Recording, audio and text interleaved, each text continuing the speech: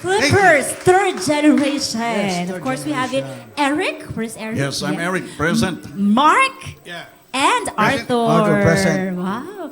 I wasn't even born yet nung nagsimula po kayo. Grabe, I'm so Yes. honored Sakit na Actually. naabutan ko kayo. Actually, third gen kami. Ang third generation. 1994. Pero yung Clippers nag-umpisa 1969. 1969. Yun sila, Kuya Danny Subido. Kapats Mga bata pa tayo noon, bro. Bata, bata pa. Oh, naabutan nyo.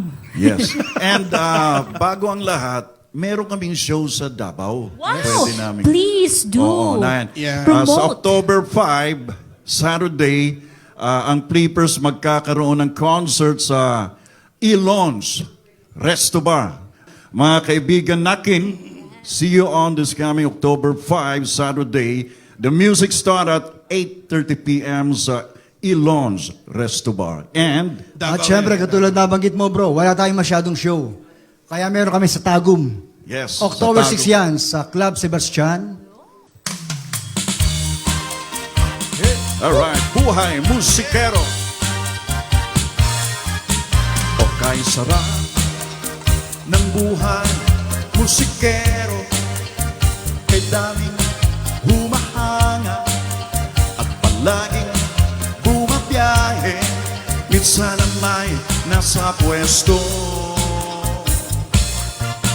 O kay sarap ng buhay musikero, kahit sa ang lugar nakakarating, tataguan at tugtog dito sa buhay ng daming pera. Daming pera, ang buhay musikero, di ko ipagpapalit. Kahit ano pang sabihin nila, mahal ko ang trabaho nito. Tayong mga musikero, gagawin ang lahat. Handang magtiis para sa minamahal, lumikaya lang sila. Kaming musikero. Minsan naman, sa buhay ng musikero, malungkot kapag wala rin gig. Hanap doon, audition dito. Malungkot din pag nakatambay.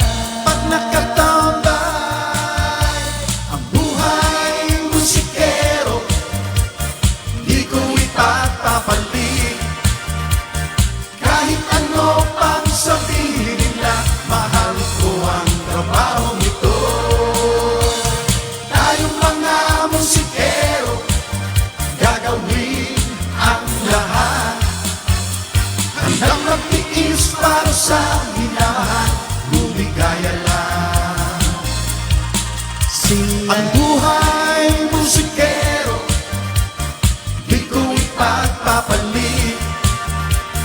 Kahit ano pang sabihin